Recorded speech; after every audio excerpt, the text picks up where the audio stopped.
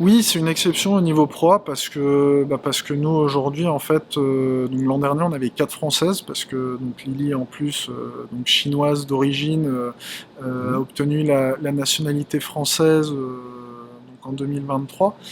Ce qui est intéressant, c'est de voir que voilà, lorsqu'on prend des profils étrangers, on essaie toujours de faire en sorte à ce que ça colle avec la politique générale du club.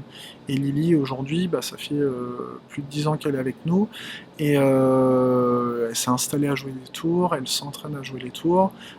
Voilà, elle vit à fond pour le club, et ça fait partie d'une intégration réussie.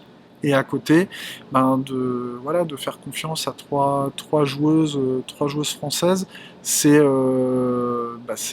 également oui, un gros point positif et j'ai envie de dire plutôt unique en France.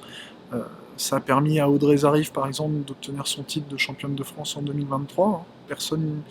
Personne l'aurait cru, et puis à force de travailler depuis son arrivée en 2019, on a réussi à construire quelque chose de dingue. Nolwenn, qui est un profil 100% tourangeau, hein, qui a commencé à la 4S Tour, qui après est arrivé au TT Joué, bah, ça fait aussi partie des exemples à suivre et du fait que oui, on a des possibilités sur le territoire et il faut accompagner ces possibilités. Nous, en fait, aujourd'hui, au niveau du club, là où on est encore une exception par rapport à d'autres clubs où il n'y a pas ou peu de Français, c'est que nous, on essaie de faire en sorte que nos joueuses, elles aient un contrat de travail. Soit un contrat de travail, soit une convention de formation en fonction de leur âge. Euh, donc ça, c'est quand même essayer de valoriser au maximum la femme sportive de haut niveau.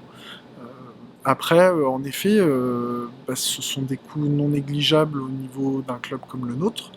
Euh, les filles ont également des sorties internationales à faire, donc de très nombreux trajets, des inscriptions sur les tournois internationaux. Euh, donc derrière, si elles font pas certains résultats dans ces tournois, ben, il n'y a pas de dotation et finalement c'est de l'argent pas forcément investi à perte, mais en tout cas c'est de l'argent qui est mis pour participer et pour essayer d'évoluer positivement dans la hiérarchie mondiale. Donc c'est une économie encore qui est balbutiante comparée aux hommes aux hommes, même si on est évidemment très très loin des modèles de foot, de rugby, enfin du sport collectif de manière générale. Les hommes arrivent hein, tout de suite à un peu mieux s'en sortir avec des clubs qui ont les reins un petit peu plus solides pour pouvoir les financer. Et puis au niveau international, bah, des gains qui sont un petit peu plus importants. Quoiqu'au final, aujourd'hui, on voit que pour les 30 premiers ou premières mondiales au niveau WTT, ils arrivent à s'en sortir sans trop de difficultés, mais qu'après, en fait, il faut faire pas mal de sorties et il faut aussi faire pas mal de résultats pour pouvoir exister, à la fois sportivement, mais aussi financièrement.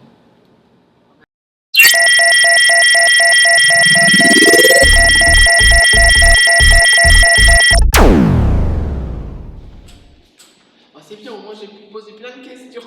Bah, c'était le but, hein, moi je m'étais engagé.